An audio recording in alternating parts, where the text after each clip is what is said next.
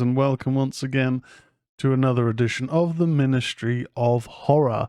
I'm your host as per usual, Tez, and we are currently going out live on twitch.tv/Tezius, Tezzrus. It's a live week, as you'll know if you're watching this live, or if you just heard me talk about it being a live week. There you go. You've got all the notification you need. Still a damn shame that Twitch have removed watch parties, as there's some good horror appearing on Prime. And if people didn't know, watch parties is a thing we used to do on Twitch. You could stream, like kind of group stream a film, as long as it's on Prime, not, like free EV or not in the Prime store. As long as it's on the Prime service, you could stream it. Easy peasy. All of that stuff. They've removed that function, and they've now just recently dropped Saw X on the platform. So if people haven't yet seen Saw X and they're maybe a bit on the fence, give it a watch. I think it's a lot of fun. It's got a good, concise story. Moments with the non-John Kramer villains are a little bit Scooby. I don't know if Scooby-Doo's the right term. A little bit pantomime, I thought, in places, but it's not terrible. It's a good laugh. But yeah, it's all good. Other than that, what kind of horror have I watched? Well, I've watched 2 horror films, and I'll be reviewing them on this week's show. We'll talk about that in a minute. I've still been having an absolute blast on my 3DS. Loving this. Been really getting into the retro gaming, so my girlfriend does like to video game, but not often. She doesn't find herself regularly picking up a console or controller. But one thing that I remembered her saying to me a little while ago is that she used to love this Turok game. And if people don't know Turok, it was like a first-person shooter, but with dinosaurs, but also kind of sci-fi-esque. Don't really remember the full story. But we'd spent a little while trying to find this Turok game that she wanted to play, and I even bought one. I think the original on the Switch. She couldn't really get on with that, and it wasn't the same. It wasn't what she remembered playing. So we spent a little bit of time doing some research, and we found the front cover artwork for the one that she used to play when she was a kid, Turok Evolution, which has quite a famous image of a velociraptor jumping almost out of the box art. So I tried having a look. It's not on any of the stores like PlayStation or Xbox, not on Steam. But since picking up the 3DS and really just having a blast playing Zelda Ocarina of Time, although I have got to the Water Temple now, and I remember that being really irritating, so I haven't continued that just yet. I've been mainly this week, when I have had time to doing video gaming, jumping into Final Fantasy 16. I'm pretty close to the end. I might start streaming that again, but I don't know. The PlayStation streams weren't really ever that successful. The audio wasn't great either. But anyway, I digress. Because I've been having such fun playing on the 3DS, I kind of thought, you know what, let's look around at other kind of older consoles. And I just so happened to be on eBay, and I saw that there was a console bundle that had for a PS2. And what it had with it was Turok Evolution. So I put in a little cheap bid. It didn't end up going through, as in I got outbid. But I figured, you know what, there's a ton of games that I used to absolutely love on the PS2, and for the longest time I didn't think that retro gaming was something I could really get into. I always felt that when a new console had come out, I would get so used to the visual style, the control fluidity of those sort of games, that if I then went back to play a previous generation, even literally just a previous generation, playing something like a Xbox 360 game after playing Xbox One for a little while, I'd always be like, oh god, it seems so slow, and the colour, just the fidelity just isn't that great. But after jumping into Zelda, having a great time, and picking up the Sega Mega Drive collection a little while ago, and having a great time playing the Sonic games, I kind of figured, you know what, like, let's see how much PS2 consoles are now. I managed to find a really good quality one because a lot of them look kind of shitty and broken. Put in a little offer. The offer got accepted, so that's on the way. Found Turok Evolution for my girlfriend for £2. That's arrived today, so she's very excited about that. Ordered a little HDMI converter, so getting into the retro gaming. Now, this isn't leading into me saying I'm going to start streaming retro games, because Christ, I can barely be asked to set up my capture card for my Xbox in this setup, so you'd get a decent setup stream. I'm that lazy, so I'm not going to... This is just more kind of a catch-up on the week, and I've been quite retro gaming focused. I mean, I've even been tempted looking at Nintendo Wii, but the Wii's that had the functionality for GameCube games, so I can play Wind Waker for the first time ever. But I'm just like, let's not get ahead of ourselves. The PS2 hasn't even arrived yet. Like, just because we can get them as a bargain at the moment, I have also got to think of where they're going to live and what plugs are available, and all that stuff. So I'm keeping my feet on the ground as much as I'm enjoying picking up a bargain. The only thing, and we will get to horror, non-gaming fans, just be patient. I will get to horror in a moment. The only little annoyance is there was an RPG, a horror. So this is horror adjacent. A horror RPG when I was growing up that I used to absolutely love, and I'd always talk to my friend Danny Blackridge, who I grew up with, and he got me into horror anime and lots of J horror, French horror, extreme horror, some good, some terrifying.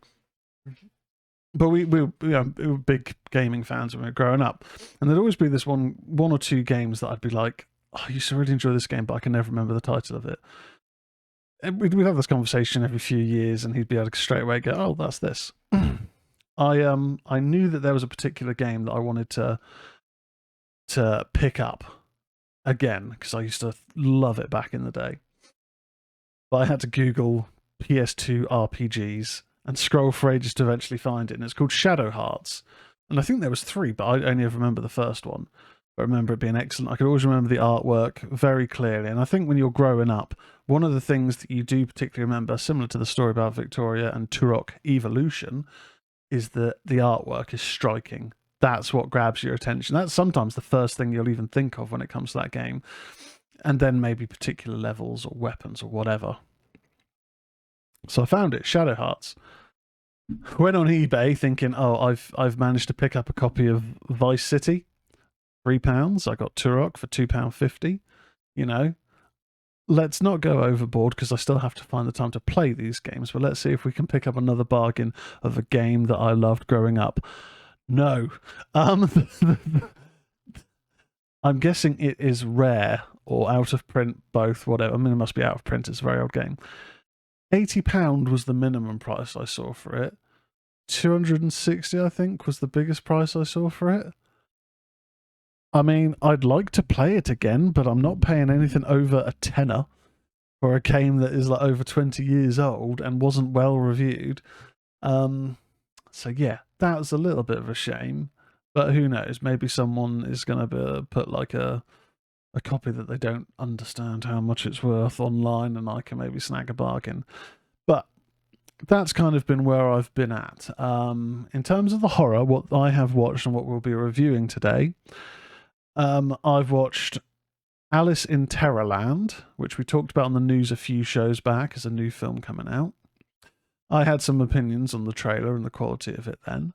And also the Shudder exclusive that dropped today, the Spider Terror film, Infested. We're going to be reviewing those. And then what we're going to do, we're just going to take a little look at some of the films still to come in 2024. There's a suggestion from Fran the Cannon in the Discord. And I've just done a quick little search. I've got a Cineworld link up with some of the films that are coming up in the next 6 months or so. So we can have a little talk about them, talk about what our hype levels are like, what we're most looking forward to. And then we'll wrap up the show.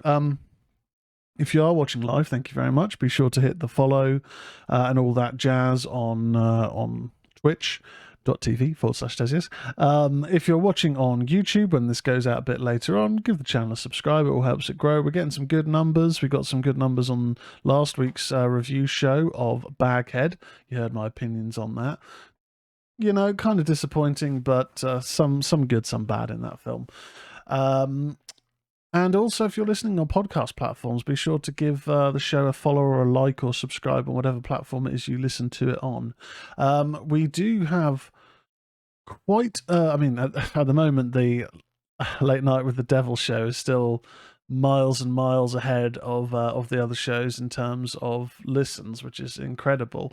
But we are getting some good numbers on there, and currently our audience, it was for a while predominantly the United States, but the UK are kind of coming back, and then we've got Germany and Australia, and a few other countries are listening there. So share the show. If you've got any horror friends, send them a link. You never know, they might enjoy it.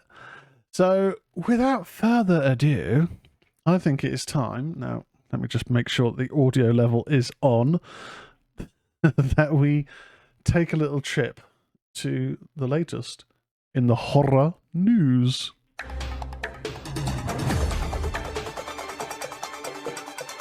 This is the news. Ho, ho, ho, ho. Yeah.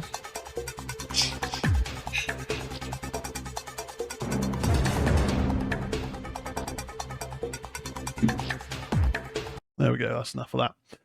I threw in a year. I don't know if is LA Knight still big, wrestling fans. I remember, being all aboard the hype train for a while, but it kind of felt like it kind of died off a bit with the AJ Styles feud. Don't know. Anyway, I digress.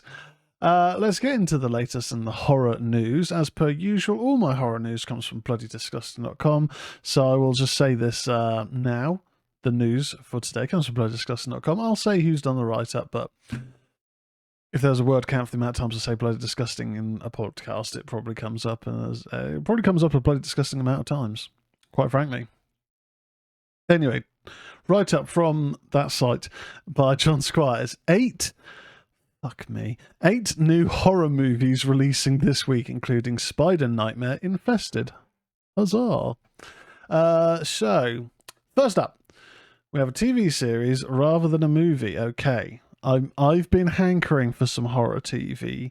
I don't know if there's been things that have been coming out that have fallen under my radar, even if it's in the past few years. But I've kind of been hankering a good horror series.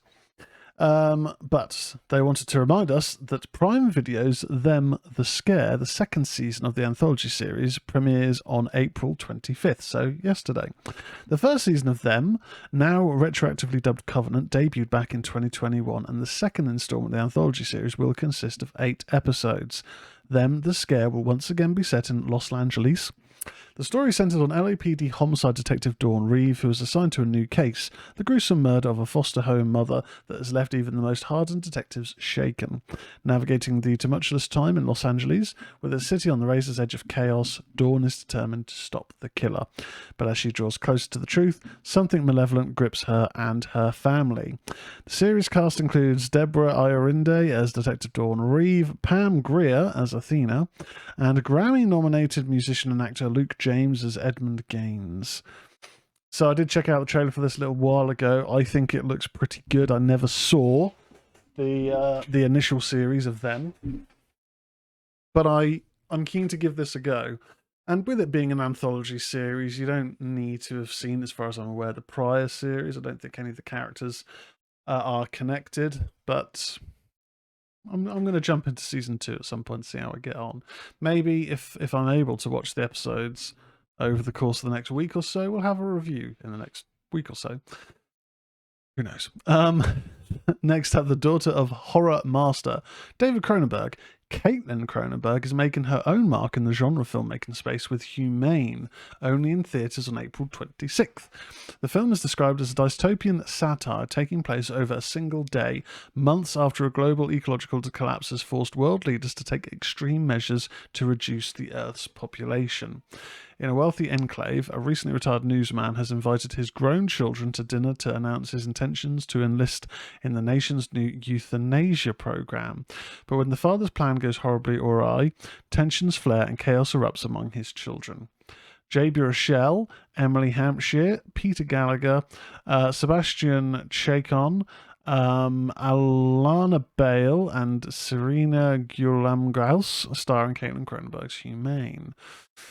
I haven't seen the trailer for this. It's a good cast. I mean, Jay Baruchel, I know, has been branching out into horror a bit more in the last few years. He is an actor that I do enjoy. He's mainly, I suppose, known for This Is the End, but he did a whole series called I think there might have been 2 series of it actually. Might have just been one, called Undeclared, which was an unrelated, well, it's a follow-up series. The next series, I suppose, of TV from Judd Apatow, who did Freaks and Geeks, which I loved. And Undeclared was an unrelated show, but it was his next TV project. It had starred Jay Baruchel, but it also had Seth Rogen in it in another early role.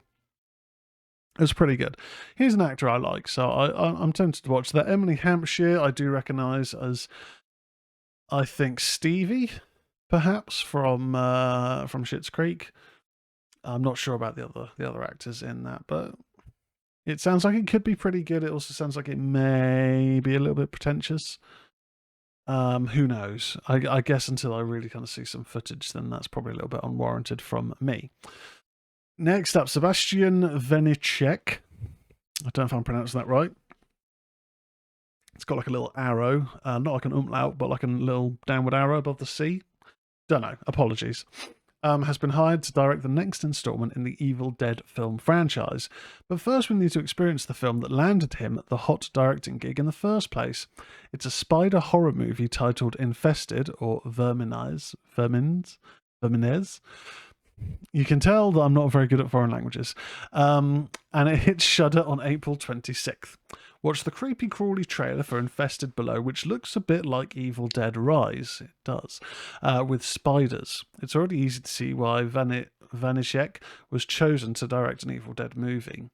In the horror film, Caleb is about to turn 30 and has never been lonelier. He's fighting with his sister over an inheritance and has cut ties with his best friend. Fascinated by exotic animals, he finds a venomous spider in a shop and brings it back to his apartment. It only takes a moment for the spider to escape and reproduce, turning the whole building into a dreadful web trap. The only option for Caleb and his friends is to find a way out and survive.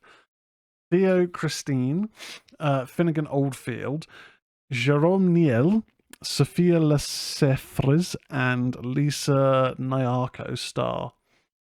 I will hold my feelings until the review, because we are going to be reviewing this. I don't want to bury the lead, but it has hit Shudder today. Next up, described as a heart-pounding thriller set in the future, Jennifer Hudson and Milo Jovovich lead the cast of Breathe, coming to theatres and digital on Friday, April 26th. Today, in the film, after Earth is left uninhabitable due to lack of oxygen, a mother, Maya, and her daughter, Zora, are forced to live underground, with short trips to the surface only made possible by a coveted state-of-the-art oxygen suit made by Maya's husband, Darius, who she presumes to be dead. When a mysterious couple arrives claiming to know Darius and his fate, Maya tentatively agrees to let them into their bunker, but their visitors are not who they claim to be, ensuing in mother and daughter fighting for survival. Stefan Bristol directed Breathe, written by Doug Simon. The impressive cast also includes Quvenzhané Wallis and Raul Castillo, with Common and Sam Worthington. Okay, that does sound pretty interesting. That does sound like it could be decent. I don't want to sound derogatory, and I certainly haven't seen their whole filmography. It's been a while since I've seen Mila Jovovich in something good. I know that sounds incredibly disparaging, and I imagine if you have seen more of her filmography than me, you may go, "This came out a few years ago. This is excellent. And what about this? And what about that?" And that's an apology, I may well have not seen a lot of her films, and that is it's accurate. But I just it doesn't give it an initial stamp of interest from me, unfortunately. Next up, I've seen a lot of advertising for this, and I'm not sure if it's my sort of thing. Bill Skarsgård takes on the role of a deaf-mute action hero in Boy Kills World, a one-of-a-kind action spectacle set in a dystopian fever dream reality. The film comes from producers Sam Raimi and Roy Lee, and while not a horror movie, it's a violent thriller all the same. Lionsgate and Roadside Attractions will release Boy Kills World into theatres Friday. Maurice Moore directed Boy Kills World, which was written by Aaron Remmers and Tyler Burton Smith. In Boy Kills World, Boy, played by Bill Skarsgård, is a deaf mute with a vibrant imagination. When his family is murdered, Boy escapes to the jungle and is trained by a mysterious shaman to repress his childish imagination and become an instrument of death. The cast also includes Happy Death Day star Jessica Ralph, Yayan Ruyan, Andrew Koji, Azea Mustafa, Famke Janssen. God, this page keeps jumping all over the place. Famke Janssen, Sharlto Copley, Michelle Dockery, Brett Gelman, Quinn Copeland, and twins Cameron and Nicholas Cravetti. I imagine it's probably going to be entertaining. It could well be like some of the John Wick films where initially I thought, doesn't look like it's for me. Looks all fart, no poop, all style, no substance. But I have enjoyed the sequels I've seen, which are 2 and 3. I've not seen. I think there is a 4th one, isn't there? I've not seen that. So yeah, Boy Kills World. I will check it out when it comes out. I'm not going to be in a rush. I don't know what it is. It hasn't captured my imagination yet. Oh, we've still got a few more to go. Indonesian filmmaker Kimo Stambol is back with MD Pictures' Badhara Wuhi di Desa Penari, which is also known as Dancing Village, The Curse Begins, a prequel to the Indonesian hit movie KKN Curse of the Dancing Village. Lionsgate releases Dancing Village, The Curse Begins in select theatres on April 26th, today. In the horror prequel, a shaman instructs Mila to return a mystical bracelet, the Kawaturi, to the Dancing Village, a remote site on the easternmost tip of Java Island. Joined by her cousin Yuda and his friends Jito and Arya, Mila arrives on the island only to discover that the village elder has passed away and that the new guardian, Maba Buyat, isn't present. Various strange and eerie events occur while awaiting Maba Buyat's return, including Mila being visited by Badara Wuhi, a mysterious mythical being who rules the village. Okay, I've not seen the first, so I probably won't see the sequel. Yeah, okay. Probably not for me. Let's have a quick look at the chat. So, we need Eddie the Beast says we need a stream of me pronouncing names. That would just be painful. I don't want to put anyone through that any more than I already do. Fran says the trailer for this looks entertaining, though. Having his internal monologue voiced by Bob Belcher Archer is a choice. I never finished Bob. As I say finished, I think it's still going on. I never finished Bob's Burgers. I think I got to, on 2 different occasions, I think I've got to the similar sort of point of like season 6, season 7, and for whatever reason, just kind of dropped off. One of those things where it's not like a particular episodes happen or a particular choice, but I've just always found myself sort of dropping off around that point, kind of similar to Modern Family, the TV series. Some of that I found quite entertaining, but never finished it. Always got to around the season 6 point and then just started finding some characters in that a bit annoying. Anyway, I digress. Okay, so we'll move on past that. While you wait, I can tell you're all waiting with bated breath for Cinderella's Curse. Another Cinderella-based horror movie is beating that movie to the punch. It's titled Cinderella's Revenge, coming to theatres April 26th.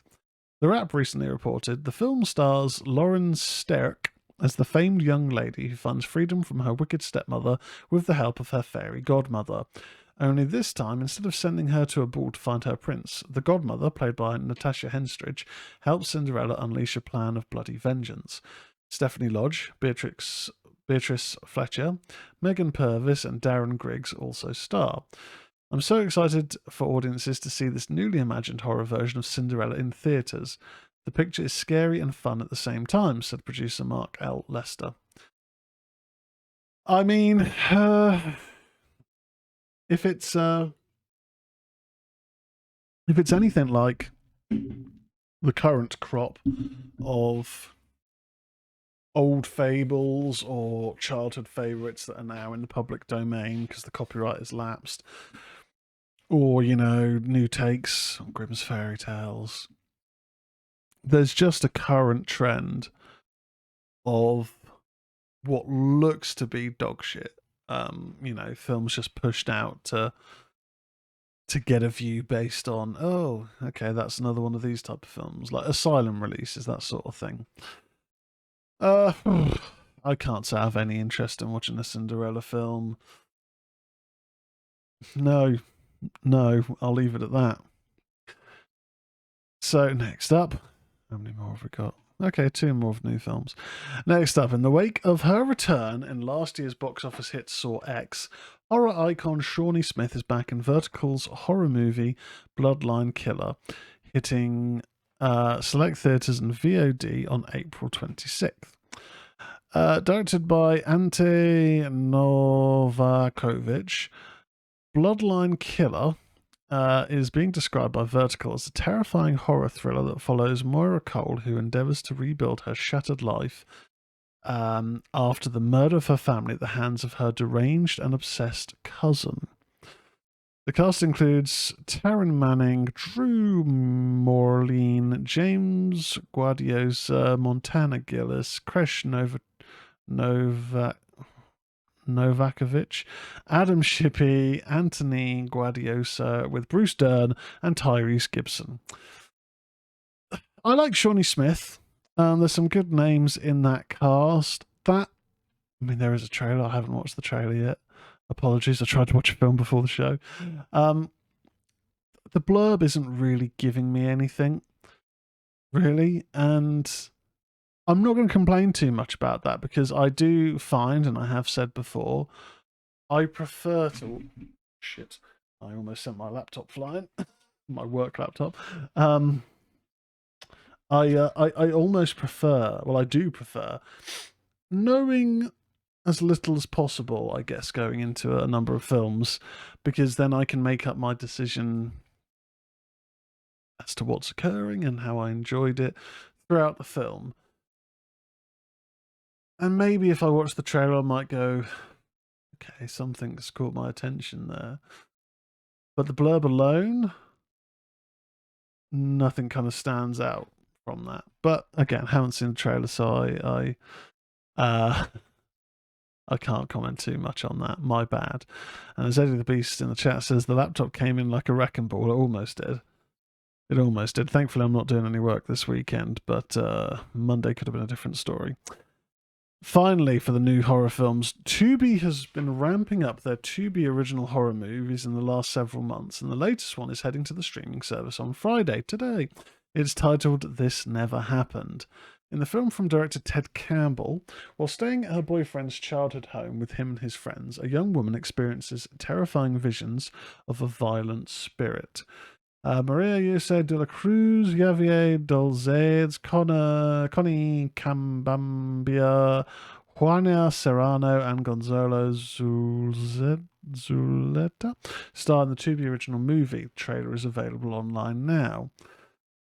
Ghost films, they can be really hit and miss with me. I guess you could say about any sort of subgenre of film or any genre of film really ever. But again, nothing stuck out to me in that blurb. Again, I haven't watched the trailer, so that could well be on me. But sometimes in your hook line, you need to have something to sell it, and yeah, nothing has grabbed my attention from that. But there is a still image from it which looks pretty bloody. So who knows? Let's reserve judgment on This Never Happened. So looking ahead now, Two new Evil Dead movies are now in the works. Sebastian Vanacek, as mentioned, and Francis Galupi are directing. So this is the John Squires write-up. Just a couple of months after we learned that Sebastian Vanacek, who's done Infested, is directing the next installment in the Evil Dead film franchise, we've learned today that it's not even the only new Evil Dead movie that's currently in the works. Deadline reports today that Ghost House Pictures has just hired Francis Galupi to write and direct yet another brand new Evil Dead movie. Deadline adds, the project is described as an original story that Galupi developed and brought to Raimi and team. No word on a plot or who will be producing, as it's early days here. It's similarly early days for Sebastian Vanacek's untitled Evil Dead movie. Apologies, I really need to open the windows. It's very hot and stuffy in here. Which we know nothing about at this time. But stay tuned for more reporting as we learn more on both films.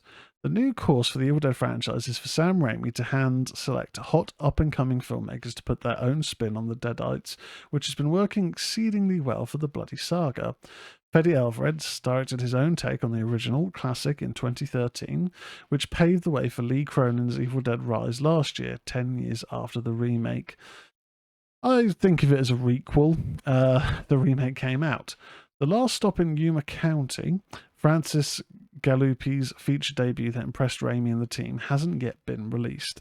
It's currently set up for the theatrical and at-home premiere on May 10th. Francis Galupi is a storyteller who knows when to keep us waiting in simmering tension and when to hit us with explosive violence. He's a director that shows uncommon control in his feature debut. Producer Sam Raimi told Deadline in an official statement. Fran the Cam in the chat, big question is which of the three Necronomicons each film features? Well, I guess what we don't really know yet is how involved Sam Raimi is when it comes to the script, and also I suppose in turn how much creative control he stands out on for continuity. The thing with that is, I guess hand in hand with that, we also don't know what kind of approach, as you've kind of questioned, do we, which of the three Necronomicons is gonna be featured in these films. We also don't know how tight these filmmakers, like how much control they have, how tight they are going to be with sticking to the continuity, and not even so much the continuity of like Ash or any of the previous characters. In terms of the Necronomicons featured, in terms of the lore of this curse. I mean, I'm interested. I've really enjoyed pretty much all the Evil Dead films. For a long time, Army of Darkness I wasn't that really fussed with because it is more of a black comedy action film. It's not horror, but it does have a lot of charm to it. It's very enjoyable. I really enjoyed the Evil Dead remake. I know some people weren't that impressed, but I really enjoyed it. And Evil Dead Rise is pretty damn good. I think I gave it a solid 7.5 out of 10. I haven't actually given it a rewatch yet, but just for the opening to the film alone and the opening credits roll, the opening title card, I should say, that alone is a masterpiece. The film itself's pretty good, but that alone is standout. Next up, The Spider. God, spiders are very in vogue. Short film starring Chandler Riggs. Coral imagines Spider-Man as a body horror nightmare. It's another John Squires piece. Known for his role as Coral Grimes on The Walking Dead, Chandler Riggs is back this month in the brand new fan film The Spider, which just shattered 1 million views on YouTube. It's not hard to see why, as the 9-minute short imagines Spider-Man as a Cronenbergian body horror movie. You can watch The Spider down below to join the 1 million+ other viewers. Chandler Riggs plays a new version of Peter Parker in the short film from writer Andy Chen, and his origin story is much the same as what we've seen before. Peter gets bitten by a spider and he starts to realise that he's gained some pretty wild superpowers as a result. The Spider starts off innocently enough, with Riggs Peter Parker taken to the skies like Tobey Maguire and Tom Holland before him.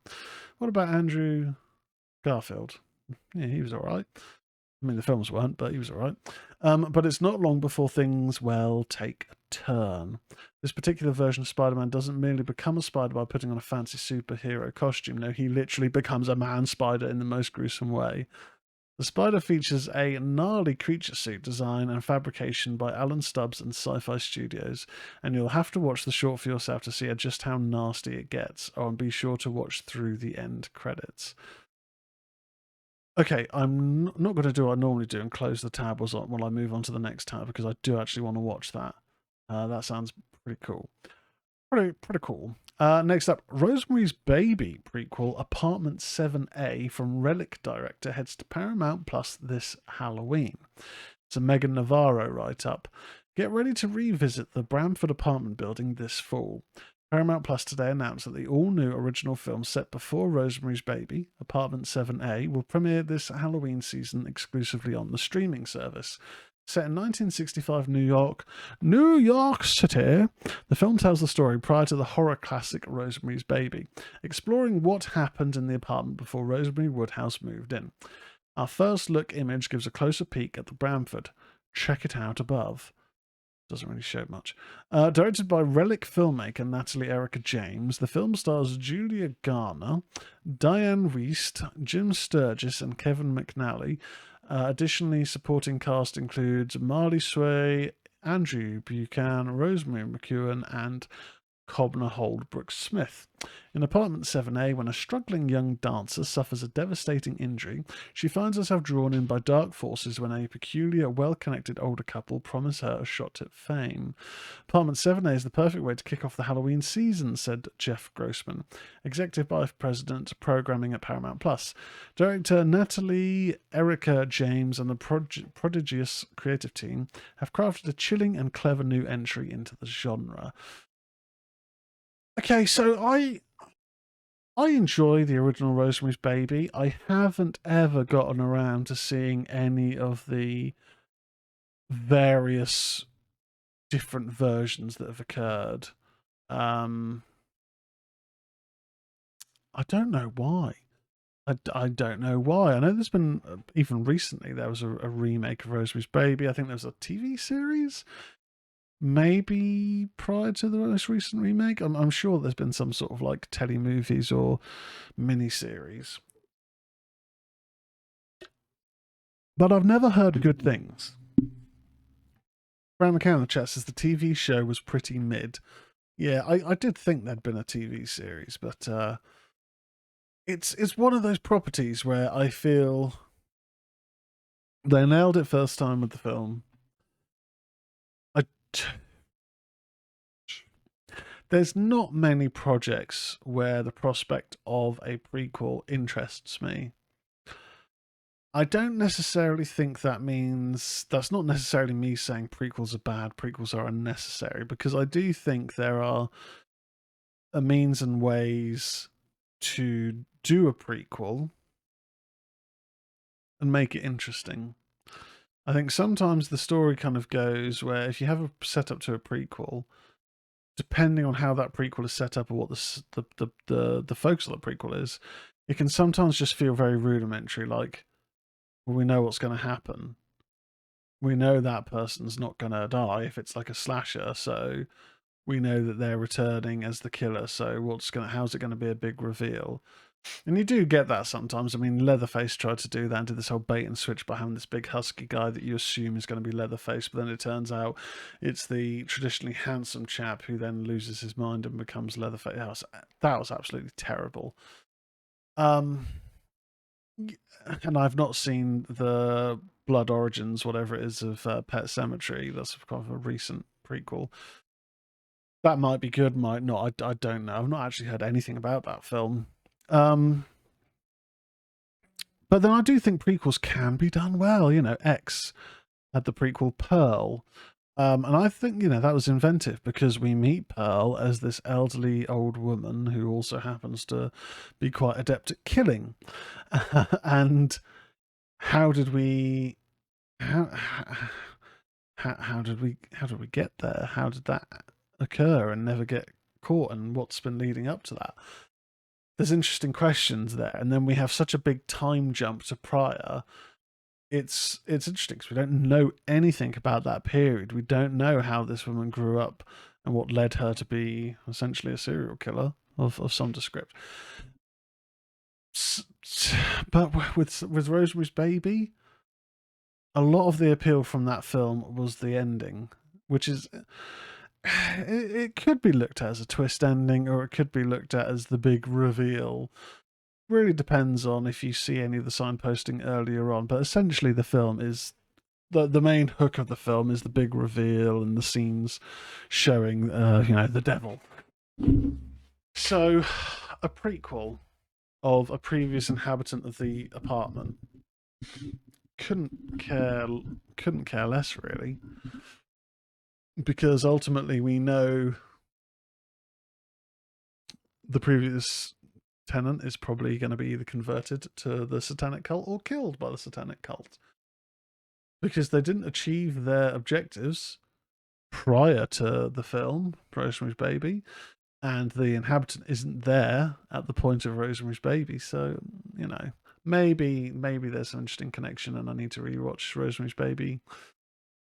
Don't know, probably not. Finally, Cinderella's Revenge exclusive clip delivers bloody death by high heel slipper.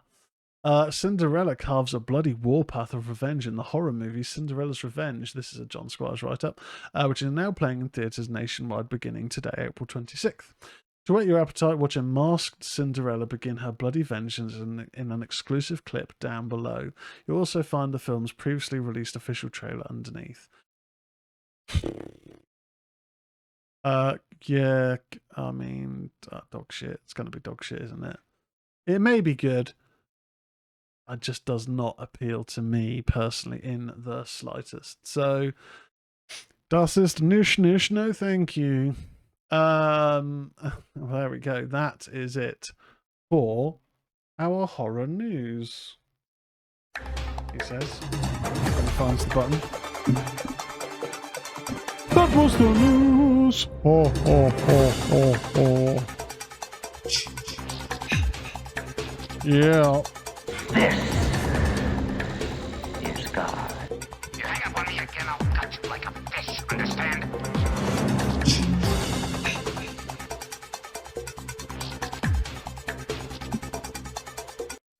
Oh, there we go. That's just an excuse to get a swig of the drink in. I don't know what's going on with the wire for my my microphone, but it is irritating me no end. There we go. I think we may have sorted it. So, first up in the reviews, this review I can't take too long on, not because I've got a pressing engagement. We need to wrap the show up quick. No, nothing like that. I need to allay your fears, dear listener or viewer, because this was absolute horse piss. Alice in Terrorland. That's not the usual artwork. That's the only one that I could find that I could get a copy of on screen for the show. The other ones are in weird formats. But this is a 2023 film. It clocks in at an hour 17. I feel I should mention the runtime purely because unless the film is like a found footage or a documentary, pseudo-documentary, if it clocks in like a little over an hour, then there's question marks. There just is. This plot is a recently bereaved teenage girl goes to live with her grandmother in a secluded woodland house, unaware that sinister forces lurk within. Directed and written by Richard John Taylor, stars Rula Lenska, Lizzie Willis, and John Paul Gates. I was going to say, has Richard John Taylor done anything else that I may have seen? No, I definitely wouldn't have seen The Craze, Gangsters Behind Bars, or The Huntress of Auschwitz. No. Okay. They've all got similar scores, and don't know why it gets work. So, okay. I mean, the setup of this film is a girl's grip on reality seems to wane a bit. She is staying at the supposed house that was owned by C.S. Lewis and was the inspiration for Alice in Wonderland, and that is why her parents named her Alice, because of the inspiration there. The grandmother now lives there. The teenage girl's lost her parents. She's a teenage girl, but she looks like she's like in her late 20s. And I don't mean that to sound derogatory, but you know, it's one of those things where it's like, when she says about having to move, stay so long in the foster system, I was thinking, surely they have an age cutoff where you need to leave and go get a job and get a house. I don't know. But she looked very old. Yeah, and she is getting told the tale of Alice in Wonderland because I think she hasn't heard it, which again, everyone's heard of that when they're growing up. I don't know. I don't want to be too derogatory. It is difficult not to be too derogatory with this film. God's sake, it's one of those films that the runtime's an hour 17, but Jesus, it drags. It's so boring. It's shot well in terms of it looks like they had a decent camera. There are some nice shots that show a little bit of cinematic flair. But then you get so many scenes that are just dragged out dialogue in poorly lit rooms. For what end? Why only light one side of the character's face with no sort of secondary light or backlight? Why? Stylistically, it just looks like you haven't lit the scene well. And I know that's sort of me trying to sound like a lighting expert. I am by far not in the slightest a lighting expert. There's a whole science behind cinematic lighting that my brain just doesn't want to learn. But they look crap. And then she has these instances where she's flitting in and out of her reality and this other reality or dream world or whatever it is. Who cares? And she's meeting these twisted versions of the Mad Hatter and the White Rabbit and I guess this like pig type character. This is just such a slog, and I can't say anything really positive about it. I wish I could. I wish I could say, you know what? Other than these things, other than these minor quibbles, it's pretty good. You know, there's some merit to it, but no. The music at times is non-existent. Like the score drops in and out, and when it is in, it's just the most mediocre.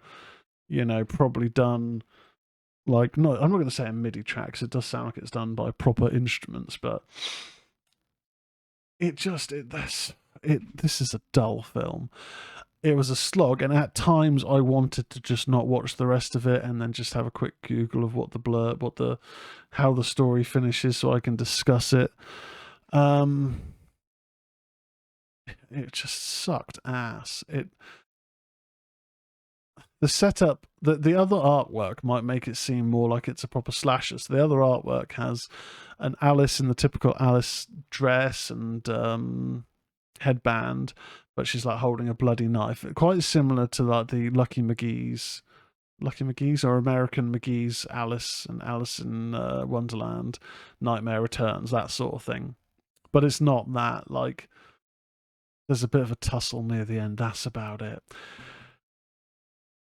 I gave a film, and I've already forgotten the film, but I gave a previous film quite a low score. I've given some Shudder exclusives quite low scores recently, because some of them have been bad.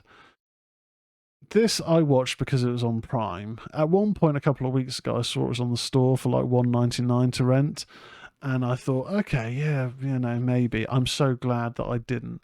And when I saw this appeared on Prime, I thought, oh, that's a pretty new film. I could review that. We've talked about it in the news previously. This was, as I said at the start of the review, this was horse piss, 2 out of 10. I think that may possibly be the lowest score I've given. And really the 2 is made up by it's shot quite well. The acting isn't necessarily terrible. I have seen much worse acting. But the plot was shite. It was boring. It dragged, even though it's only an hour and a quarter long. As Eddie says, Alice, who the fuck is Alice? 2 out of 10. This was terrible. Alice in Terrorland. If you feel so inclined to give it a go, it is available on Prime now. God, if this had turned into one of if watch parties were still a thing and we ended up doing a watch party of Alice in Terrorland, I'd only have to be apologising for putting people through an hour and a quarter of absolute boring shite. And this is probably my most scathing review, actually. I know I've done a few films, you know, and quite often they've been Shudder exclusives because Shudder is a horror streaming site, and, you know, thankfully Shudder haven't touched this film yet. I really disliked it, actually. It's one of those things where I knew I'd be giving it a low score, but I tend to find with this review process, when I've watched a film and I've maybe jotted down on my note app a couple of thoughts, or maybe I've just had a few things that are, you know, that I have stuck out to me. It's only when we actually get to the review of the show and I start talking about these things, I get a bit more animated about the things, that I realise I actually don't like that much and have affected what potential enjoyment I may have had out of the film, that really helped me get to the point of giving it a score. And I almost wanted to drop it down to 1.5 out of 10, but, you know, I've seen films that are shot worse. I've seen films that have much worse acting. You know, it looks nice enough, but the shots are just boring. It's crap, but the acting itself isn't necessarily terrible all throughout. The lead is fine. The grandmother is quite hammy, but otherwise all right. Anyway, moving on. Moving on before I give myself a burst blood vessel from ranting. We're going to talk about Vermines, or Infested, the new spider invasion horror film, all the way from En Français, which is now available on Shudder. I am just going to play a quick soundbite. We're going to play the review music now because I need to have a swig of my drink. I've ranted myself hoarse.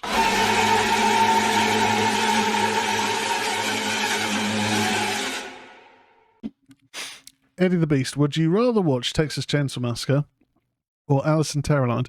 Texas Chainsaw Massacre 1,000 times over. That is a classic of not just horror cinema, but classic of cinema. Quite a revolutionary film. Alice in Terrorland was the drizzling shits. The Alice in Terrorland was visual, well, not visual, but narrative diarrhea. It was crap. I've just realised I am going to have to remember this to take some of these sound bites for the TikTok. So if people don't know, we have a TikTok. It's ministry.of.horror, or just search Ministry of Horror. I put up book talk things, so if you're a fan of horror literature, I do little TikToks there. And when I say TikToks, I don't mean like TikTok dances. Like, for the longest time, I was very against TikTok because my impression of TikTok was people doing bullshit TikTok dances or doing that nonsense where you play audio from a film or a TV show and mime over it. I've always thought, offended if you are or not, I've always thought that was so dumb and not my thing. But no, my girlfriend said it'd be good for the channel, and we've got some really crazy views. I mean, Christ, the snippet of the Ghostbusters review, Frozen Empire, with me and Lawrence, has got almost 4,000 views, which for my little channel is huge. But yeah, if you have a TikTok, check it out. Either way, I think I've probably done enough ranting to get some sound bites in there. In the chat, Halloween Ends or Alice in Terrorland? Oh.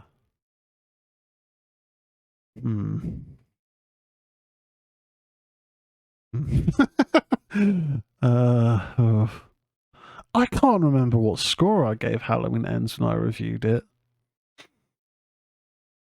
I genuinely can't remember. I think it is one of those films where my opinion of it has got worse as the time has passed. So I feel I may have given it something like a 6 or maybe at lowest a 5. I don't think it got to a 4 though. That said, it's the difficulty with Halloween Ends, and of course, Gruff, of course, we're now talking about Halloween Ends. I think I've managed to go maybe 2 or 3 episodes without mentioning it, maybe just 1, actually.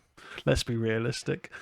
I think it is one of those films that I've probably become more critical of it over time, and I've struggled to bring myself to give it a rewatch. I think I should. I have got the 4K version. I think at some point I will have to give them a watch. I think I will probably at some point, well, I don't know. Part of me at some point wants to watch the original with Victoria because she's never seen the original. That being said, I think I may be heartbroken if she doesn't really like it because we watched a few months ago It Follows, which is one of my favourite modern horror films. She didn't like it, and that's entirely fine. You know, opinions. Everyone's entitled to an opinion, but it is a little bit crushing when you got something you love and you share it with a partner or a friend or whoever. Like, oh, they're gonna love it as well, and they don't. It's just like, oh. So yeah, at some point, I will rewatch the David Gordon Green trilogy because I still think 2018, which I didn't watch too long ago, I still think that is incredible. Halloween Kills, as we've talked about ad nauseum, is decent, but there's some narrative choices that I just don't really like. Ends, I've just got to get myself in the headspace to give that another go. I wonder if I will have the same reaction as I did with Rob Zombie's Halloween 2. I hated Halloween 2 the first time I saw it. I liked aspects of Rob Zombie's first Halloween film, but I hated Halloween 2. I can't remember why. I just thought it was grimy, horrible, just nasty. There was nothing to really draw me in and keep me invested. But doing a rewatch of it a couple of years ago, on advice from a friend of the channel, Dean Jovey, I kind of maybe almost prefer it to Rob Zombie's Halloween 1. Don't know what it is. There are aspects that are just weird. But if you take it for what it is, not terrible. Not terrible. So maybe when I do watch Halloween Ends again, I might go, you know what, actually, because I do remember some of the kills being pretty decent. There was a blowtorch kill I remember being like, oh shit, that was full on. So who knows? So so Eddie the Beast has said TikTok dance, never, and that will never happen. Although I said I'd never get TikTok, so who knows? Fran the Cam, I think I'd rather try watching Alice in Terrorland than watch TikTok. Prior to me making a TikTok account, I would have agreed with you wholeheartedly there, Fran. Now that I get some good views on that, I've got to follow where the views are, It's just how the algorithms work and all that bollocks. Gruff definitely got me there, definitely. Gruff also says, definitely wasn't as low as 2, I know that. Gruff, I haven't rewatched it. I haven't rewatched it. Probably will at some point when I rewatch the trilogy. Yeah, as we get closer to October, I will rewatch it. And I will maybe do a reappraisal on the channel. That reappraisal may be me reinforcing my opinions, or it may be me saying, actually not so bad. Who knows? I watched Big Trouble in Little China and Gremlins with Carol Ann. She didn't like either. I was gutted. Oh, it is painful, isn't it? I mean, at the same point, I would prefer people who are honest about their opinions when it comes to films. Because the worst thing would be someone visibly not enjoying a film you're watching with them, but then going, yeah, it's good, yeah. Because then for me, that then affects my enjoyment because I'm like, oh, they're not enjoying this. And I know if I'm not enjoying something, I'm just like, I'd rather not watch this, watch it by yourself if you fancy. But Oh, it's you can't help but be a bit like oh, I wanted them to like it as much as I do. But at the same point, there's films that your partner's going to like that you're going to go, absolutely not. Eddie and the Beast. So, what film is the worst in your opinion? Good Lord, Eddie, that is a tough one. And I guess it depends on if it's worst film or so bad it's good. I mean, Troll 2 is fucking awful, but it is quite funny just in terms of how awful it is. I do actually own it somewhere downstairs. I think I found the Troll 1 and 2 collection. Troll 1 is quite fun, it's harmless. Troll 2, completely unrelated, absolutely terrible film. But it is quite funny in how bad it is. In terms of what is the worst film, in my opinion, I would really need to think about it.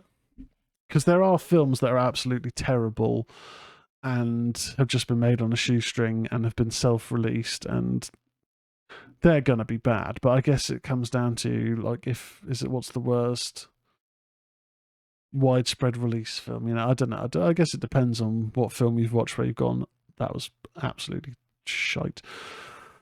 Found both great films, Gruff, although I don't really enjoy Gremlins 2. Gremlins 2 was my Gremlins, because similar to Ghostbusters 2, it was the first one I saw in the series. Although I know it is not ideal. And then, Gruff, get me on for a Halloween End special re-review. Okay. When we hit October, Gruff, we will do a special re-review of Halloween Ends. Maybe we'll do a re-review of the trilogy, the David Gordon Green trilogy. I know we did a little look at the David Gordon Green sequel series when Halloween Ends came out as part of what was quite a well-received show at that time. Yeah, maybe we need to do a re-evaluation of it. Yeah. So, Infested. Verminines. 2023 film. This one comes in 1 hour 46. Residents of a rundown French apartment building battle against an army of deadly, rapidly reproducing spiders. Directed by Sebastian Vanacek, writers Florent Bernard, Sebastian Vanacek, stars Theo Christine, Sophia Lesefray, and Jerome Niel. Okay. The thing with this film, the unfortunate thing that I think in the modern world that will play against it is it's going to end up getting an American remake within the next 5 years. I kind of almost want to guarantee it. Because this is the sort of film that could do for Arachnophobia what Arachnophobia did for Arachnophobia.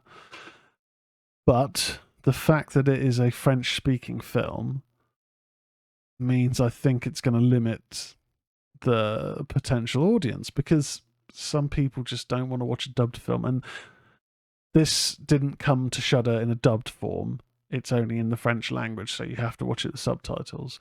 And further on from that part, some people don't want to read when they're watching a film, and you know what, that is fine. I do think it limits the scope for the sort of cinema that you can experience. Like, there's some incredible Japanese films, not just horror, world cinema.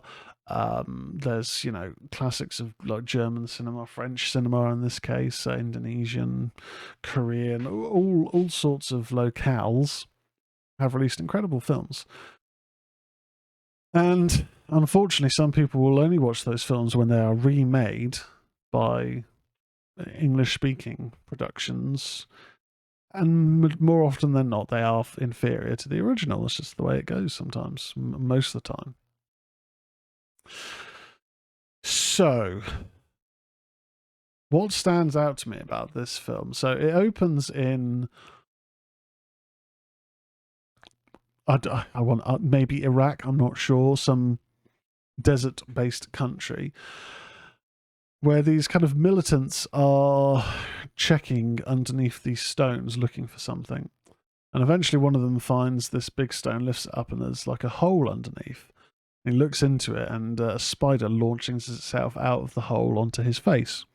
All of a sudden, his colleagues come along and start collecting up the other spiders running out of the hole, because loads of spiders come out, collecting them up in these little containers. and the guy who is getting attacked or bitten, you can't really tell at that stage whatnot, he gets killed with a machete by one of his colleagues.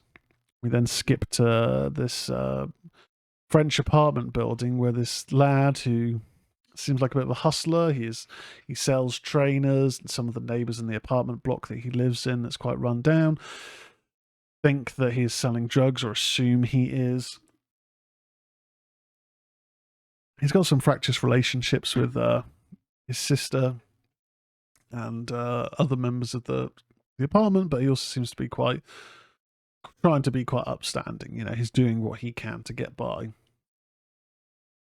He also likes exotic animals. He's got, like, I think a snake, like a millipede, centipede or something, frogs. And while he is pawning these earrings or this necklace, couldn't really tell because I had dogs jumping all over me while I was trying to watch it to begin with. He sees that this guy, this kind of independent pawn shop, PAWN, has this spider in this box, and the spiders are similar to the artwork you can see on screen if you are watching live. They're quite realistic. There aren't really, for the most part, any spiders in this that I thought, oh god, you know, eight-legged freaks, over the top CGI. They do look pretty realistic, and I wonder if that's a mixture of using actual spiders and CGI or just very good CGI. I'm not sure, but at no point did I think this looks really fake. Obviously some of the moments had to be, but just didn't really look it. It was very, very well done, I feel. He takes it back to his apartment block, transfers it to a cardboard shoebox, but that shoebox has been wet, and the spider is able to escape. And also it has it leaves a cocoon, and the cocoon has babies in it.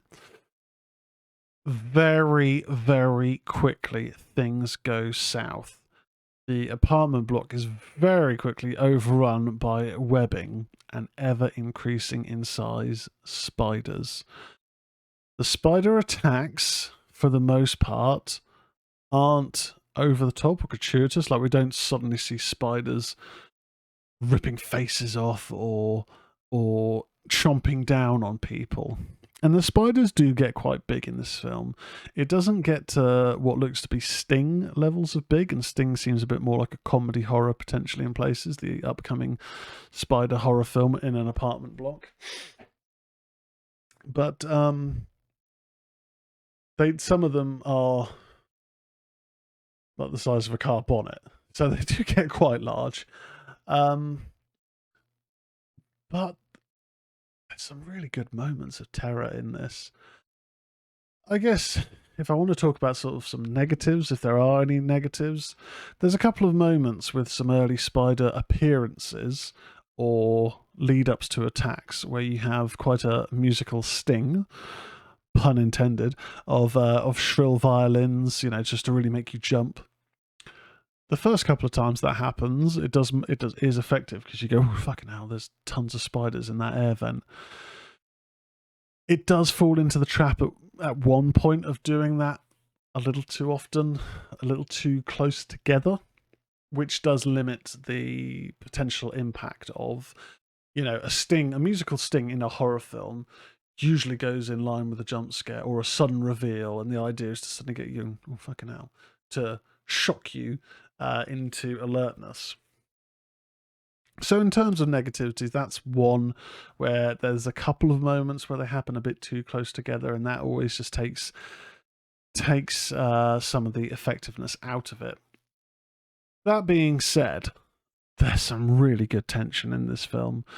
There is a moment where they have to get across this long corridor in the apartment block, and this is such an older apartment building where it has time limited lighting for like stairways and corridors. So if you don't know what that is, I've never seen it in buildings in the UK. I guess it depends on how old the building is and whatnot, how up to date it is. But, you know, sometimes like storage lots can sometimes have them, is what I'm led to believe, because that's what they have in the first episode of Guillermo del Toro's Cabinet of Curiosities. But these little kind of egg timers which keep the lights on. So you know, if you're going down a hallway, then spin this dial on a wall, and that will then put the lights on for a minute. And I guess it's an energy saving thing. You know, it's essentially buildings that aren't set up with motion sensors to turn the lights on, turn the lights off. So, Fran in the chat. So they use every breath you take, every move you make. I'll be watching you a lot in the film. I mean, he is constantly there with his bass guitar. It's a little off-putting. So they have this moment where they've got to get down this corridor and they've got to turn the dial to put the lights on, because seemingly they've noticed that the light affects the spiders. The spiders are a lot happier moving around in darkness. For whatever reason, the light kind of just stunts them. And I guess that's in terms of their home. They live in holes, so they're only sort of, you know, come out at night to hunt and whatever. They don't like the light. And from there, we get a moment where they've got to try and get all the way down this corridor that is filled with spiders and cobwebs all over the walls. And it is pretty creepy. It is pretty creepy. And naturally, you know, at one point the lights are going to go out because they've all got to get across. And you can only hold the light on for so long until you need to cross as well. Those moments are very good. The finale I thought was pretty darn good. Yeah, I guess near the finale there's a moment that is a little bit bordering on Eight-Legged Freaks, just in terms of, at that point, some of the spiders have got very large and they're launching themselves onto people and knocking them down. And you do see some of the actual spider attacks, but again, it's not done in a way that is over the top. You know, it's more so the panic that gets you, as opposed to actually seeing spiders going chomp. You know, spiders don't do that. They sting, you know, with the fangs to neutralize and then basically suck out the juices, as far as I'm aware. Don't know. I've never really looked much into it. Don't like spiders.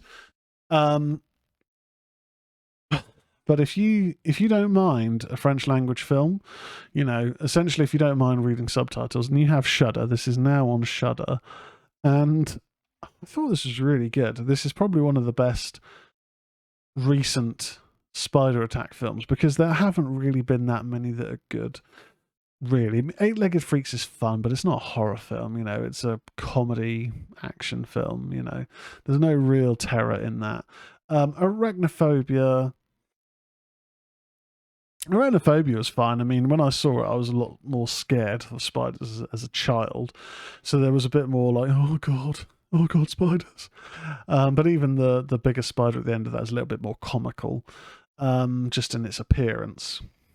But this does spider attacks very, very well. It's the sort of film where you probably will find yourself sitting there, eyes focused on the screen, and you suddenly sort of feel a little something on your shoulder, and all before you know, you're just there going, oh, quickly swiping at your shoulder, and there's nothing there. It will get you on edge, I feel. I really enjoyed this. I'm going to give it an 8 out of 10. That is Infested, or Vermins, on Shudder now. So, this isn't really a featured presentation, but I've just got a little list of some of the upcoming films this year, and we can discuss them. We can talk about what we're looking forward to and how much. So, I'm having a look at the Cineworld website. These are some of the films coming up over the next few months of the year. Well, through to October, essentially. So, coming up in May, we have The Strangers Chapter 1.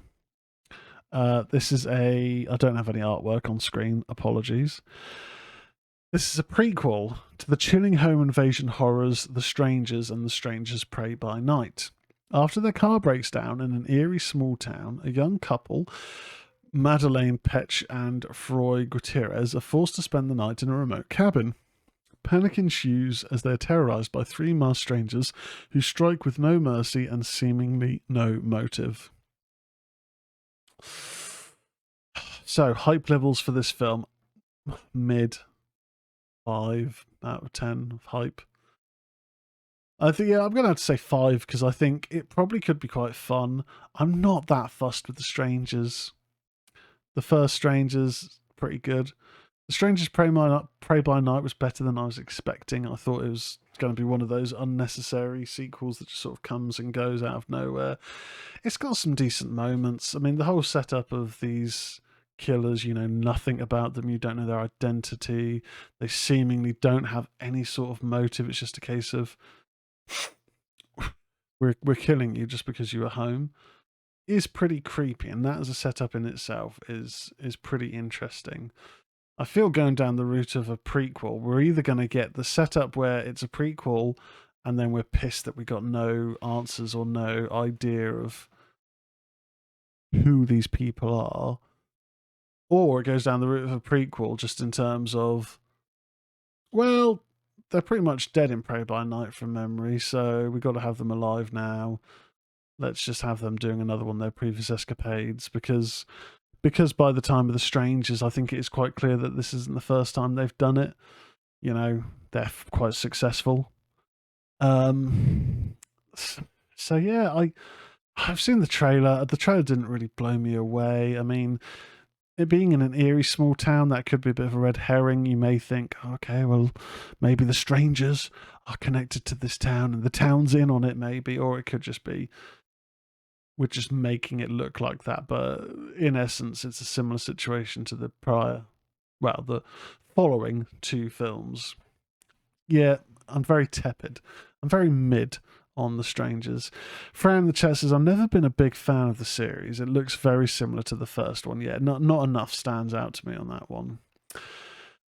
Next up, this is getting a bit of buzz, but I still haven't got around to watching the trailer yet, so that's going to give you an idea of where my anticipation is. Suspense Meister, M. Night Shyamalan, produces the eerie thriller The Watched, while the directorial reins are handed to his daughter, India. Dakota Fanning stars as Mina, a 28-year-old artist who finds shelter after getting stranded in an expansive, untouched forest in Western Ireland, but she unknowingly becomes trapped alongside three strangers who are watched and stalked by mysterious creatures each night. So that is quite an interesting setup. The only issue, and I know that this isn't directed by M. Night, but obviously with him producing and his daughter directing, I mean, it's a bit of an unknown property because I believe this is her debut, to my knowledge. It sounds like an early M. Night, kind of setup in terms of, it's quite an interesting otherworldly-esque, premise. But does that mean we're going to have a really bollocks cop-out ending, which is what was happening, the village, where we get to the end and it's just a bit like, oh, right, okay. Well, I found that anyway. I wasn't that fussed with that film.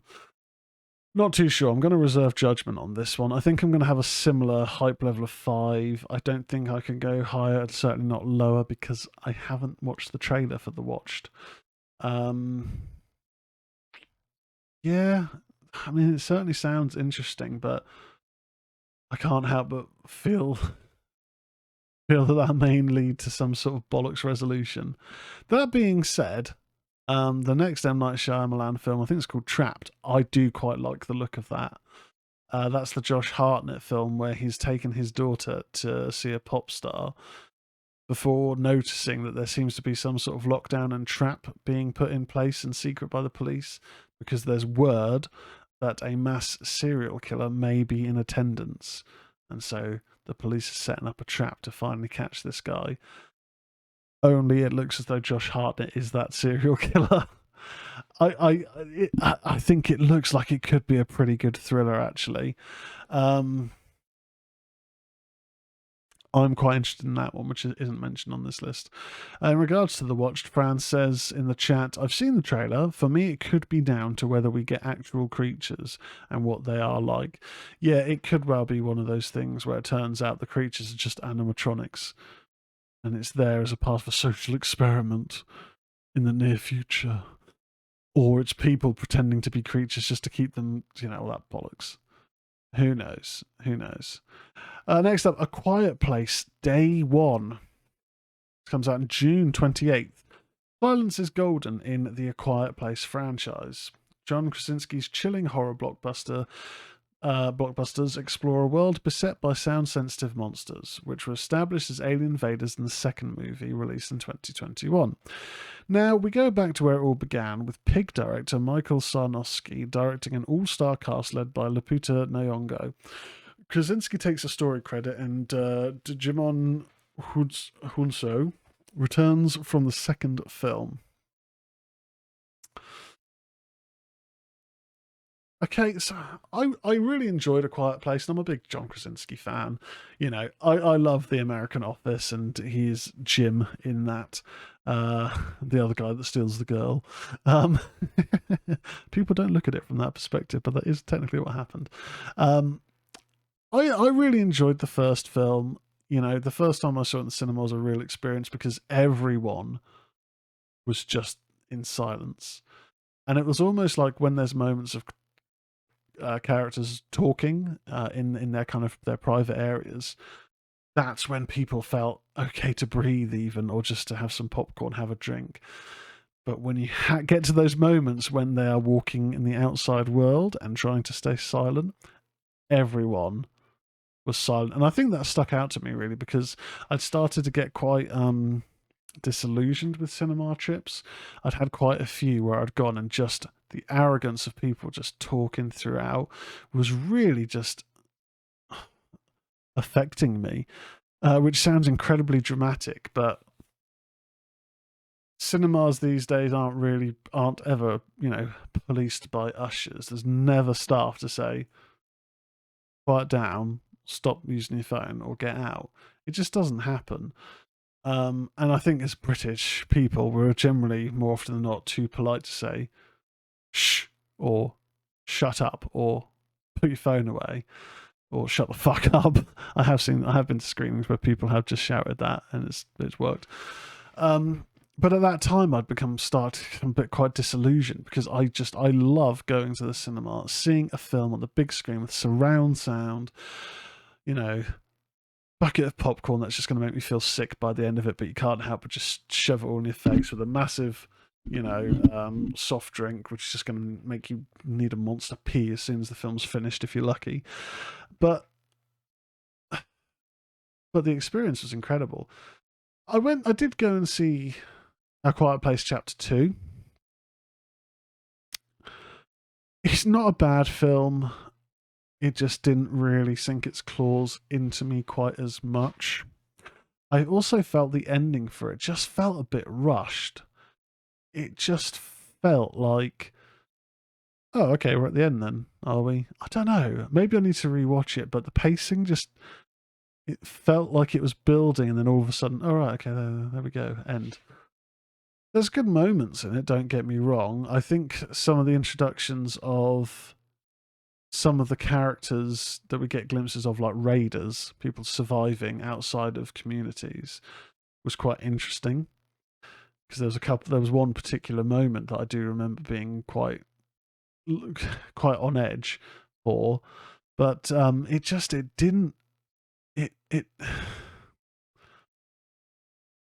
really hit with me quite as much. I didn't dislike Quiet Place Part 2, but it didn't connect with me in the same way. I liked the prequel elements. We saw kind of Day Zero, the moment where the aliens crash landed and started wreaking havoc. That was pretty interesting, and I think that was quite useful to the story. But yeah, no, I can't say that I'm that interested in A Quiet Place Day 1. Fran the chat, I really liked A Quiet Place 1 and 2, but no Krasinski, Blunt, or Murphy makes me less interested. Also, can't beat the shock of the first major death in A Quiet Place. Yeah, the moment at the start on the bridge when the kid starts playing with the toy, it's one of those things where you kind of think, this doesn't look good, this doesn't look good. Oh shit, they actually did it. Because it's kind of an unwritten rule, or it was for a long time, especially in TV. Cinema to an extent, but TV. I know with the X-Files, it's quite an unwritten rule. You don't kill kids, and them doing that at the start of A Quiet Place, I just remember just being a bit like, "Fuck, they did that! Wow, shocking." Yeah, day one, not don't know. I'll probably say 4 out of 10 because I was less interested in the franchise, as it were, after part two. If part one for me was like an 8 out of 10, part two was like a 7, 6.5 or a 7. I'd probably say a 7 because it is a good film. It is well made. Next in the little list, Longlegs. Okay, this. And one film that isn't on this list but should be is Cuckoo, which people haven't seen the trailer for Cuckoo. Oh man, that looks really good. I don't know anything about it, but that looks really good. Eddie the Beast in the chat. I got a nightmare the first time I watched that, but I don't know why. Was that the first A Quiet Place, Eddie? The creatures are pretty good in that, and the way that they seemingly, for the most part, the first film, can't really be killed, and are quite vicious. Yeah, it could be quite affecting. So, Longlegs, July 2024. Who can resist the icy, slithery touch of a great occult chiller? Indie horror novelist Neon, played by Ennis Men, is set to distribute this atmospheric story from noted genre director Osgood Perkins, who did I Am the Pretty Thing Who Lives in the House. It follows star Micah Monroe plays the unsuspecting FBI agent whose investigation into an unsolved case of a serial killer leads her down a demonic rabbit hole. Plus, we get to savour the singular Nicolas Cage in a mystery role, but he also produces the film. Is he playing the murderer? Oh my god, I am hyped for this. An occult chiller, you could even say thriller, a cinematic thriller in this day and age. Yes, please. About occultism, horror novelists, demonic rabbit holes, investigations into unsolved serial killer cases. This is ticking a lot of boxes for me. Micah Monroe is becoming, I don't even want to necessarily say a scream queen, but just like a bit of a scream icon. I've already mentioned a million times how much I really enjoy It Follows. Right, yeah, I think it's incredible. But she was also in The Watcher, which is a brilliant thriller, really underseen, I feel. And she's just striking a name in the horror world. And this sounds really, really, really cool. Ran in the chat, Nick Cage. Yes, boy! It's a Nick Cage horror film. You sign me up right now. A Nick Cage thriller, actually. And I've been banging on a little while that we just don't really get good quality thrillers anymore. Seemingly not. I'm hoping this starts changing the tide because as much as I love a good horror film, and I love horror, a decent whodunit violent thriller, yeah, I'm all down for that. I'm all down for that. So next in this list, Alien Romulus, being released August 16th at the moment, 2024. The Alien franchise continues to exert a powerful influence over modern horror cinema. In the wake of Ridley Scott's Prometheus and Alien Covenant, both of which acted as prequels to Scott's 1979 masterpiece, we now return to the world of the Xenomorphs. The team behind the suspenseful Don't Breathe movies, comprising director Fede Alvarez and scriptwriter Rodo Sayeguez, is now at the helm, bringing us a chapter set in the 57-year gap between Alien and Aliens.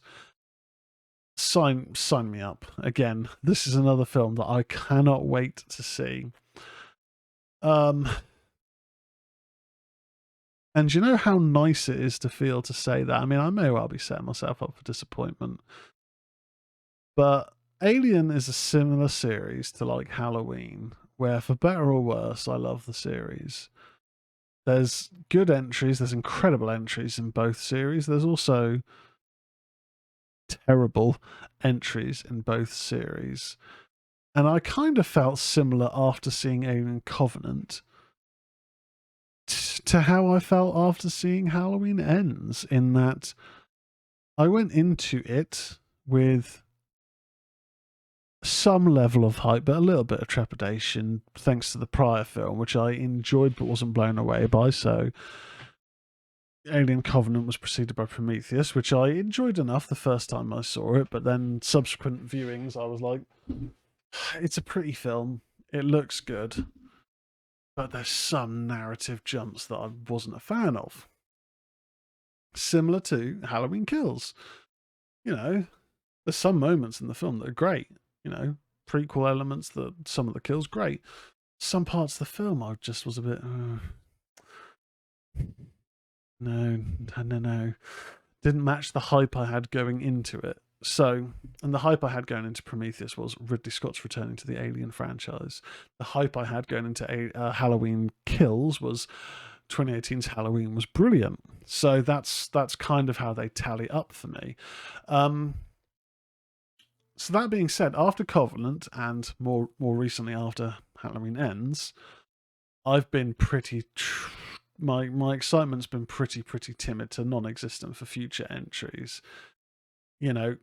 Covenant it looks great, but just a lot of the story choices I just didn't really like, and it almost gets worse when the xenomorphs turn up, which sounds ridiculous because I was missing the xenomorphs in Prometheus. I wanted us to get to the point of seeing that setup of how the ship that became the derelict was filled with all these eggs and what happened to the queen that birthed those eggs and all that stuff. That is the scenario where a prequel on paper sounded interesting to me. How do we answer some of these questions? I'd quite like to see, because there's such a time difference between, from the looks of it, what happened to the derelict and when the derelict is found in Alien. Anyway, but then we heard news about Alien Romulus. We also heard news about some Alien TV series. And things could start getting a little bit confusing and information starts overlapping. And it's very easy to... How do we keep up with which one's which? The TV series sounded like a teen drama set on Earth. Nothing in that interests me. How are aliens appearing on Earth? Because as far as we know, the xenomorphs have never been seen on Earth. So this must be set in the far, far future, which the aliens are technically extinct before resurrection and then after resurrection. That's the whole point of resurrection. Or if it happens prior to those films, then knowledge of the alien xenomorph existence must be widespread unless they nuke whatever city, town the aliens land in. I want to be proven wrong by the TV series, but the whole setup just does not interest me. That being said, Romulus, we have Fede Alvarez. I really like his Evil Dead film. I really like Don't Breathe, and Don't Breathe 2 is decent. It's not as good as the first film, but it's decent. So when the trailer dropped for this, I got some chills. I got that kind of sense of hope. And it's one of those things where you'd think, after numerous times in the Alien series of this, that sense of hope can be dangerous, and that you can then go up getting carried away. It's going to be incredible. Oh my god, I can't wait. Setting yourself up for potential disappointment. Sometimes it is just best to go into films with no expectations, no levels of anticipation, because then you're less likely to be disappointed. And that is what I found sometimes going into films. But when it's a series that I love and it looks like it's getting back on track finally to the mixtures of horror and tension and thriller and hopefully not stupid characters, I think that's what we really need. Covenant could have been pretty decent. The story was all over the place, but some of the characters' decisions were just... There's acting out in a panic, and then there's just being a fucking moron. But Romulus, the trailer looks good. We've got we've got actors in xenomorph suits. You know, it's just going to look a lot more menacing than a bunch of CGI pixels flying across the ring at Mach 5. Yeah. So Fran in the chat, I've been up, down, down on my excitement for Romulus since its announcement. I'm putting my faith in Fede though, after Evil Dead and Don't Breathe and the first trailer. Yeah, I give him my faith. I feel that this is in good hands. Now, we could argue Prometheus and Alien Covenant were in good hands, but I also feel the potential issue of those films is also the potential issue with the later Halloween sequels, in that those films seem to have a lot of writers. And I very much do think too many cooks spoils the broth, because you go from having a singular vision to a group vision. And with a group vision, you may get a good mixture of ideas, but it's going to be a bit more difficult to have that through line and to have that cohesiveness of ideas. Whereas if it's one person who's maybe collaborating with one other person, it just usually feels like there's a bit more focus and structure. And I'm sure with Prometheus and Covenant, there was a number of people with writing credits. And I know that with Halloween Kills and Ends, a number of people with writing credits. And I just feel that could be part of the issue here. That's my feelings on what potentially could have gone wrong with those films.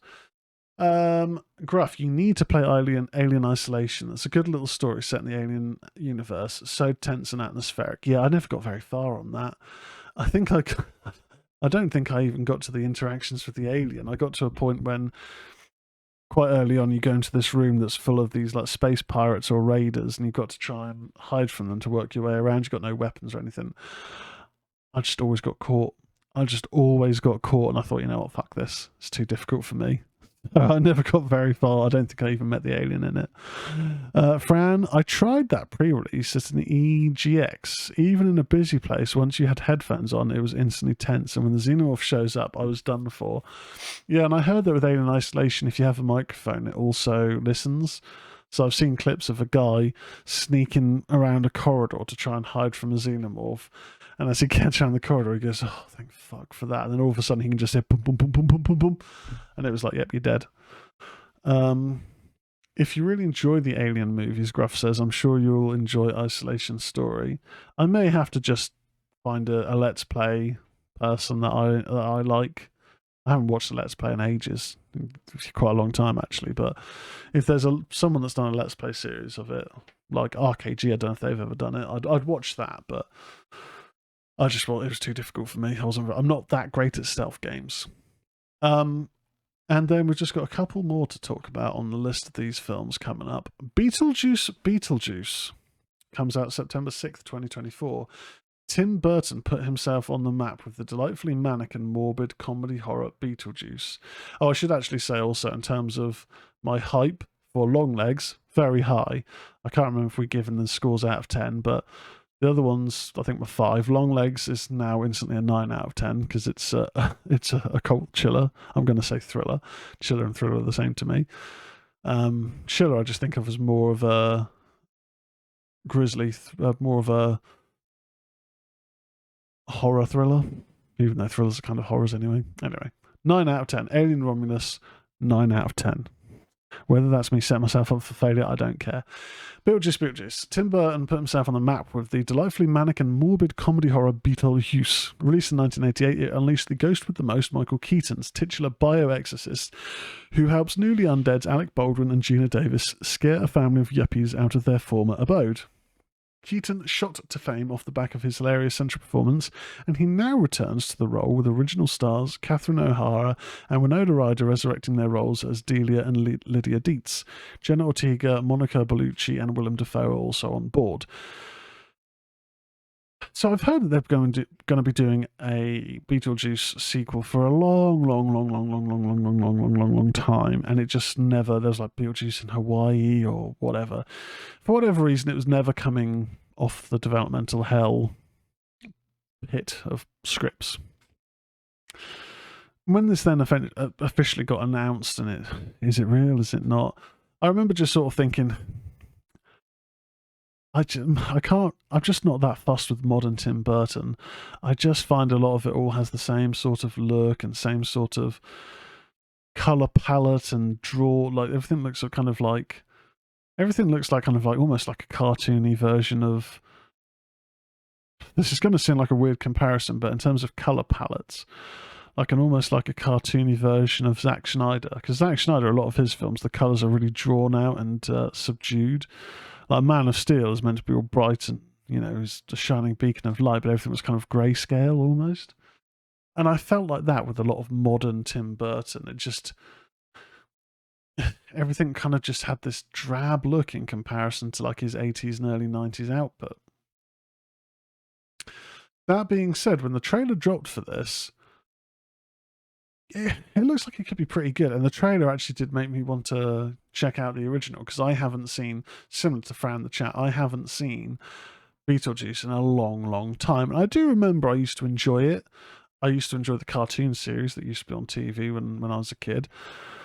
But it wasn't one of those things, like a lot of Tim Burton stuff, it wasn't one of those things where I enjoyed it so much that I was fervent for a continuation of the series, or can't wait for another entry. I used to enjoy Tim Burton films, but I was never like obsessive fanning, and I dropped off the Tim Burton interest quite a while ago, quite a number of years ago, to be honest. Beetlejuice, yeah, Eddie the Beast says, then everything has been overtook by TikTok. Well, it's the world we live in these days. Check out Ministry of Horror on TikTok. So Beetlejuice, the trailer does look like it could be quite fun. Like Michael Keaton, he's obviously a much older man now, but he seems to have slipped back into that makeup and look quite effortlessly. Like sometimes when you get returning actors jumping back into roles that they had 40 years ago, it can be quite sad and just look just like a real kind of shadow of how it was. I mean, it kind of looks like he's maybe just 10 years older. I mean, the setup is like a ghoul bioexorcist, but what I'm trying to get at is it doesn't look tragic.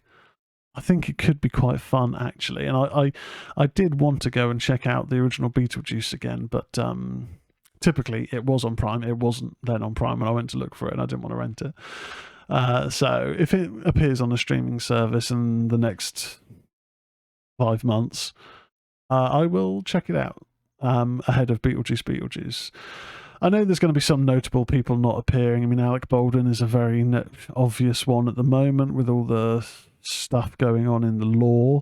Also, I'm pretty sure they kill off in the trailer the father of the family because the actor is problematic. I'll just put it like that. If you want to look into the actor, do so at your own course, but yeesh. And then finally in the release films, Smile 2 is scheduled for October 18th, 2024. Released in 2022, horror chiller Smile proved to be a surprise sleeper hit. Written and directed by Parker Finn, it wove the tale of a hideous curse that manifests in the form of a demonic rictus grin. It was a simple yet bone-chilling idea that worked like a charm at the box office. Finn is expected to return and helm the sequel, which will hopefully prove to be even more petrifying than the original.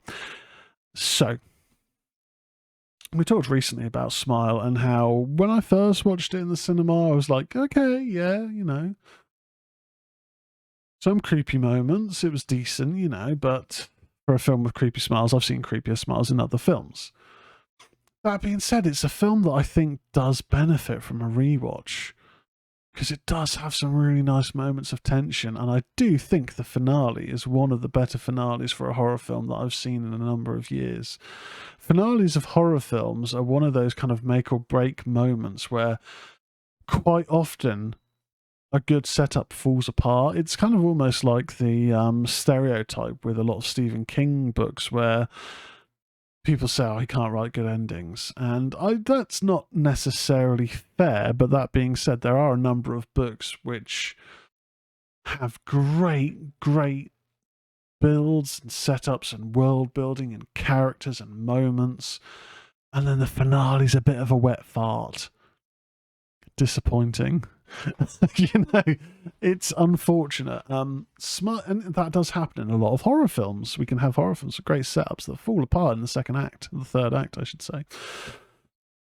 But Smile, I think it builds its tension quite well, and I really do enjoy the finale. The reveal of the creature gets, at first it's a bit like, what's going on here? What actually is this thing? And then as it reveals its true face, I think that is absolutely brilliant. And the whole moment with an elongated mouth, that's all I'll say. I'll kind of keep it there in case you haven't seen Smile. I just thought was pretty terrifying, actually. So Smile 2 I am pretty hyped for. We know that we've got a couple of returning actors. Kyle Garner, I have to assume he's probably going to be a small role in this, but it's quite cool to see him back. I'm pretty excited for Smile 2. So guys, that brings us to the end of another edition of the Ministry of Horror, the live show. Thank you very much for watching live. If you are sticking around on TikTok, hang about for a few more minutes. We'll do our usual, have a drink, have a little drink, talk, some horror, not some horror, some wrestling news, as we don't really do that on the show itself, but we'll have a little chat afterwards, after we finish recording. As Fran says, this show has been brought by our regular sponsors to the Ministry of Horror. This episode is sponsored by Horse Piss and Wet Farts. Be sure to check out Horse Piss and Wet Farts for all your horse piss and wet fart needs. I think I've said it enough times to reach the quota required for the sponsorship. Thank you very much. Be sure to check us out on twitch.tv/Tezius, TEZZIUS, if you are listening to this at a later date or watching this on YouTube. Of course, if you're watching this or listening to it on other platforms like YouTube or audio places, give us a like, follow, subscribe, whatever is the appropriate thing to do on your platform. Share the channel around with horror friends or non-horror friends. Maybe they might be converted. Who knows? It all helps the algorithm. We have a t-shirt available on Etsy. Just search Ministry of Horror. We have our TikTok, as mentioned. Twitter, you can find us, or X, under Ministry_Horror. And that is it for another show, Ghouls and Fiends. Goodbye.